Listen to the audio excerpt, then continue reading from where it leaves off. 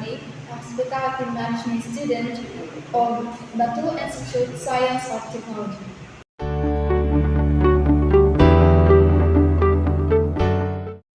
I will present the process of confirming meeting and event details through reservation call in the front office.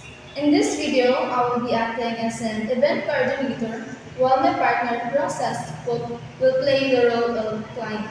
Together, we will demonstrate on how to professionally handle and confirm event reservation.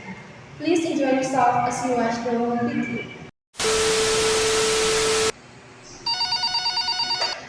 Good day, Crystal Springs Hotel. This is Cherise from the events department. How may I assist you? Hi, this is Mr. Rosas. I'd like to confirm the details for my seminar. Certainly, Mr. Rosas. May I have the date event, please? It's scheduled for February 20. Thank you. I see you're booking here. To confirm, your seminar is scheduled for February 20th in our Diamond Conference Hall. It's from 10 a.m. to 3 p.m. with seating arranged for 100 participants and a coffee break service included. Does this match your expectations? Yes, that's correct. Could you also confirm the equipment we'll have? Of course, we've arranged a projector, podium with a microphone, and high-speed Wi-Fi access. Everything will be set up by 9 a.m. for your team to check.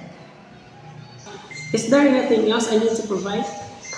We just need your final guest list and any additional requests by February 15. Understood.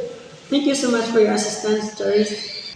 My pleasure, Mr. Rosas. If you have any questions, feel free to call me directly at 55234-5678.